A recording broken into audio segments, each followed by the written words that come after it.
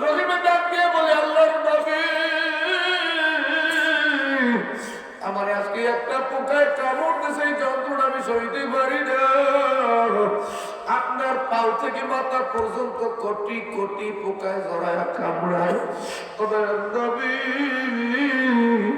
এই কষ্ট যন্ত্রণা আপনি কিভাবে সহ্য করেন? আল্লাহর কাছে একটু পানা চান, আল্লাহ যেন আপনারা সুস্থ করে দেয়। আইয়ুব নবী বলে, বিবি, আমার মাওলায় আমারে যতদিন সুস্থ রাখছে তার চাইতে অসুস্থর বয়স হইল কম। আল্লাহ পাক ততদিন আমারে অসুস্থ না রাখার পর আমি কিভাবে মালিকের কাছে সেবা চাই? আল্লাহ পাকের পরীক্ষায় আপনারা পাস করলেন। আইয়ুব নবীর জিবরাইল ডাক দিয়ে, নবী গো, আল্লাহ পাক বলছে আপনি একটু পাও জাগান।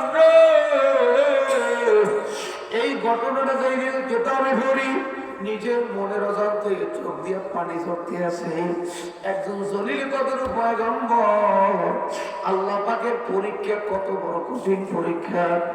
আইয়ুব নবী পাও জাগাইতে পারে না, পায়ের বস্তুগুলা সব খুলে পড়িয়ে গেছে, শুধু হাড্ডি দিয়েছে। আইয়ুব নবী ওই চোখের পানি সারিয়ে দিয়েছে, জিবরাইল, আল্লাহ তো দেখে, তুমিও দেখো,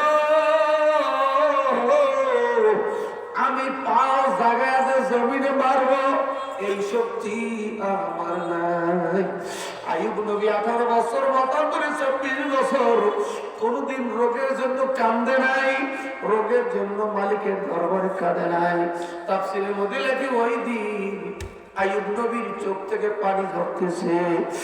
জিবরাইল ডাক দেখে, আইয়ুব নবী 18 বছর 24 বছরে আপনার চোখে এই রোগের জন্য পানি দেখিনি, আপনি অন্য কারণে কাঁদছেন, আজকে কেন কাঁদেন? আল্লাহর জিবরাইল, আমি এই জন্য কাঁদি, আল্লাহর হুকুম, আল্লাহ পাও জায়গায় জমিনে মারতে বলছে, আমি তো পাও জাগাইতে পারি না, কেমনে আমি জমিনের মধ্যে আঘাত করবো? হযরত ওমর নাম শুনছেন? জান্নাতের সার্টিফিকেট প্রাপ্ত সাহাবী, সুবহানাল্লাহ। জান্নাতের সার্টিফিকেট পাইছে। আমার নবী বলছে, আকাশের তারা যত, আমার ওমরের নেক তত। সুবহানাল্লাহ। এই হযরত ওমর যখন খলিফাতুল মুসলিমিন, আমিরুল মুমিনিন, দুইটা দায়িত্ব, খলিফাতুল মুসলিমিন, আমিরুল মুমিনিন, মসজিদের নববীরও ইমাম, অর্ধ পৃথিবীরও ইমাম। সুবহানাল্লাহ। আর আমার কথা যে কিছু আছে পরিচয় ভাষায় কয় আগা হোসা আছে না, সূরা ফাতিহা জানে না, সাইকেল জানে না, এরা কয় হুজুরের রাজনীতির কথা কই লেখা। আশ্চর্য ব্যাপার ভাই, যেই কোরআনে নামাজের কথা, যেই কোরআনে রোজার কথা, ওই কোরআনে তো রাজনীতির কথা, তুই পাও যায় খুঁজতে বেড়া কথা বল না। যুক্তিবিদির ওয়াজ ছোটকালে অনেক নাই, শাশুড়ি কইছে, বৌমা পানি লইয়াও, পানি আনতে যাই আচার খাইয়ে কলসের মধ্যে নাকুল ফেলাইছে। আর বউ শাশুড়ি ডাকতেছে, কেন বৌমা এত টাইম লাগে? কয়, আম্মা কলসের লাগে আচার খাইয়ে আমার নাক ফুল কলসের মধ্যে বসে। তো পাইছো? তা পাবো কেমবা, কলসে তো তলাই যাবে, বুঝলেন নাই? পাবো কেমনে? কলসের তো তলা নাই, কারণ কলস হয়েছে দেড়াত আর বোর পুঁজি হয়েছে 1 বিঘা। আমাদের মতন কামারের আপনি যদি দেড়াত কলস হতে বাদ দে, কেমন পর্যন্ত খুলছে ভাইবে কথা হয় না। তেরা মাথায় গেছে শাশুড়িকে, ওই মুঠে বউ, কলসের তলা ঠিকই আছে, কিন্তু তোমার পুঞ্জি খাটো। কি খাটো? এই খাটো পুঞ্জি দিয়ে কেমন পর্যন্ত তালাশ করলে কলসের তলা পাওয়া না। এই বন্ধু, যারা রাজনীতি কোরআন হাদিসে পাও না, কোরআনে রাজনীতি আছে অসংখ্য আয়াত, তুমি খুঁজে পাও না। ওই বিজ্ঞানীরা আসমান খুঁজে পায় না। একবার বলছে, আমি বলছি আসমান কিছু পাই না, সব দোয়া দোয়া দেখা যায়। আসমান ঠিকই আছে, তুমি পাবার হেল্প নেই। একটু বিজ্ঞানী সাইন্স আপনাদের শুনে যায়। আল্লাহ আসমান কোন জায়গায় বানাইছে জানেন? এই যত নক্ষত্র দেখেন সব প্রথম আসমানের নিচে। কোন জায়গায়? কোন জায়গায়? এই পৃথিবী বানাইছে আদম নবীরে বানাবার 45,56,263 বছর আগে এক বর্ণনায় পাওয়া যায়। আদম নবীরে বানাবার 45,56,263 বছর আগে আল্লাহ পৃথিবী বানাইছে। এই মহাশূন্যের ওই কিছু নক্ষত্র আছে যেগুলার আলো 1 সেকেন্ডে জমিনে নামে 1,86,000 মাইল বেগে। কয় সেকেন্ডে? 1 সেকেন্ডে নামে 1,86,000 মাইল বেগে। ওই মহাশূন্যের আলো আজ পর্যন্ত জমিনে পৌঁছে নাই, সেটাও কিন্তু আসমানের নিচে। সুবহানাল্লাহ।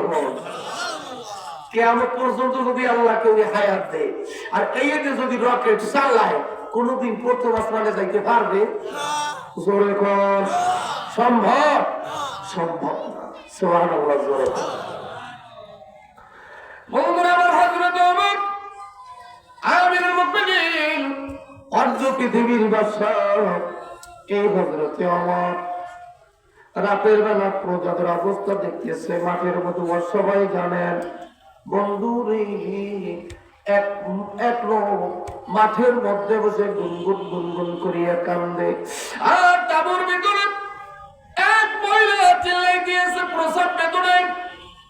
হযরত ওমর ওই লোকটার পাশে গিয়ে সালাম দিয়ে কাছে বসে গেল।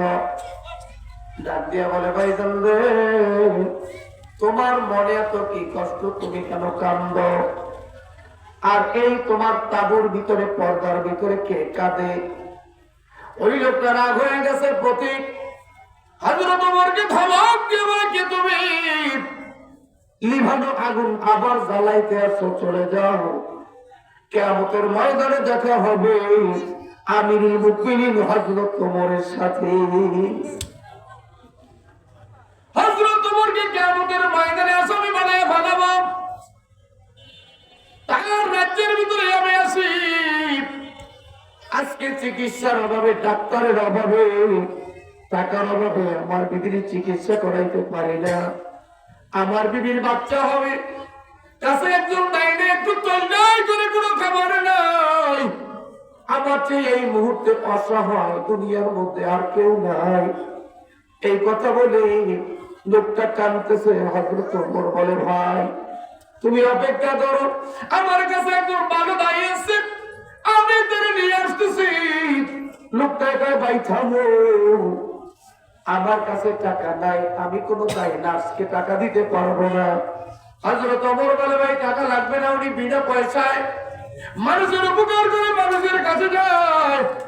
হযরত ওমর দৌড় দিয়ে বাড়িতে চলে গেল। বিবি রে, তাড়াতাড়ি তৈরি হয়ে নাও, তাড়াতাড়ি তৈরি হও, ঘরে কোনো খাবার আছে নাকি? আপনার জন্য কিছু রুটি রেখেছিলাম। তাড়াতাড়ি টোপলার ভিতরে বাঁধো, চলো।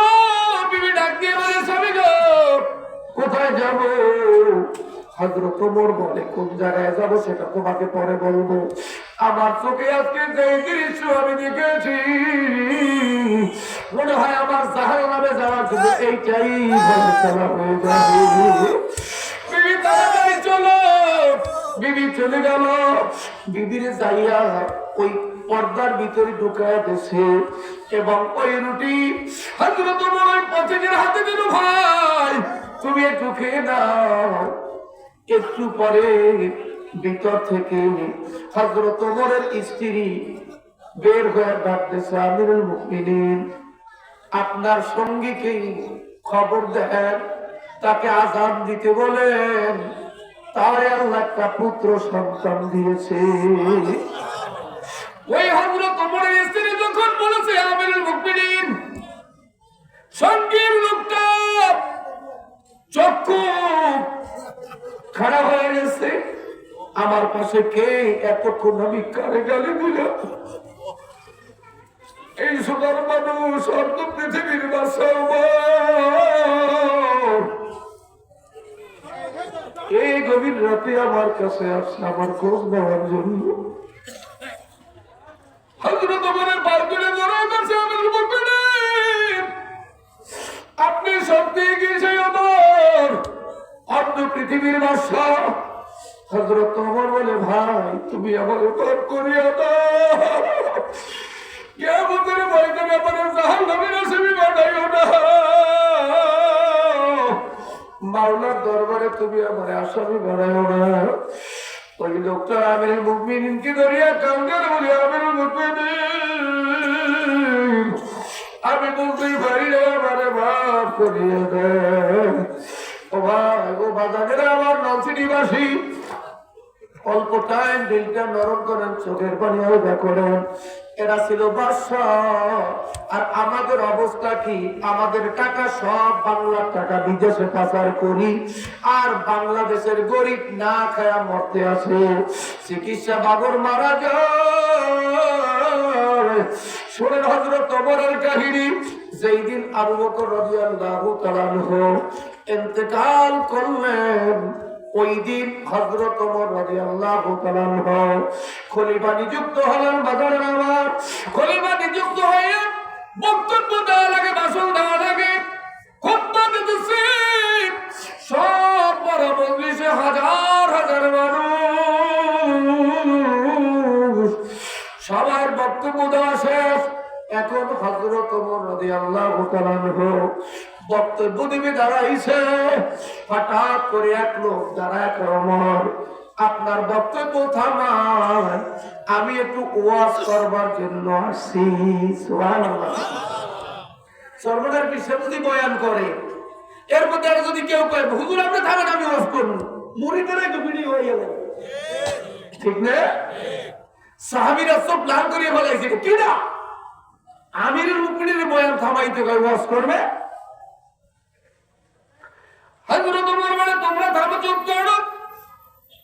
এই লোক কি বলতে চায় তারে বয়ান করবার দাও। লোকটা দাঁড়ায় বলে, সম্মানিত হাজিরিন, আমার ওয়াজ একেবারে অল্প। আমি নিজের চোখে দেখেছি আমিরুল মুমিনিন হযরত আবু বকর রাদিয়াল্লাহু তাআলা আনহু হালুয়া পাক করে বক্সের ভিতরে রেখে পাহাড়ের গিয়ে পথ দিয়ে যাইতেন। এই সরু পথ দিয়া অমুক দিকে যাইতেন, অমুক দিয়ে যা উত্তর দিকে যাইতেন, এরপরে একটু পূর্ব দিকে যাইতেন, এইভাবে যাইতেন। আমার ওয়াজ এখানেই শেষ। এটা আসলে কোন ওয়াজ হয়েছে? আমাদের দৃষ্টিতে এটা কোন ওয়াজ বলে? সাহাবীরা রাগ হয়ে গেছে, এ বেটা পথিক, তুই কি বয়ান করলি? এইটা কি কোনো বয়ান হইলনি? হযরত ওমর বলে, থামো, এইটার ভিতরে কি জানি আল্লাহ লুকায়া রাখছে। এই পথিকে ওয়াজ করতে আসে না, এই পথিকে আমার শিক্ষা দিতে আইছে। যেখানে পাইবে চাই ঘুরাইয়া লইও তাই, পাইলেও পাইতে পারো অমূল্য রতন। ওরে মাওলা বিকারে কখন কবুল করবে মাওলা ছাড়া কেউ জানে না। বাজারে এই 1.5-2 মাস আগের ঘটনা। ঢাকা শ্যামপুর আমি 12 বছর মাহফিল করি। ওই জায়গার মসজিদের সেক্রেটারি জামাল খান, আমি অনেকবার কাঠিপাড়া পিসা হুজুর তারা চেনে। ওনার বাড়ি এই বরিশাল উজিরপুর। আমি মাহফিল করে ওনার বাবা বয়া ডাকতাম। এই জামাল খান মসজিদের কালেকশন করিয়ে দিতাম। পাবলিকের দেওয়ার আগে পকেটের টাকা দিয়ে মসজিদ চারতলা করিয়ে ফেলেছে, শাহী মসজিদ। ওই জামাল খান ইন্তেকাল করছে 4 বছর আগে উজিরপুর জানাজা দিয়েছে। আমি গুনাহগার জানাজায় ছিলাম। আল্লাহর পাগল 2012-তে আমি যখন প্রথম মাহফিলে যাই, আমি 2টা হাত ওনার ঘরের মধ্যে বই ওনার গালে পোষা দিছি। আল্লাহর বান্দা আর গাড়িতে পোষ দেয় নাই। এরপরে সর্বনের ময়দানে আনছি। আল্লাহর কুতুবের কাছে বায়াত হইয়া জীবনে আল্লাহর কুতুবের খেলাফ চলে নাই। এই জামাল খান হজ করিয়ে আসছে। আল্লাহর বান্দা 4 বছর আগে মারা গেছে উজিরপুর মালিকান্দা। তার স্ত্রী আমার 1.5-2 মাস আগে সকালবেলা ফোন দিয়েছে, আপনি কি শাহজালাল হুজুর? আমি বললাম জি। আমি আপনার জামাল কাকার স্ত্রী। শোনেন, আপনার কাকার কবর এই বর্ষায় ভাঙে গেছে। এলাকার সমস্ত মানুষ কবরের কাছে জমাইছে। কবরের ভিতরে নামিয়ে দেখছে কাপড়ের কাপড় সহ লাশ একেবারে তাজা। 4 বছরের মধ্যে কাপড়ের কাপড়ে দাগ লাগে না।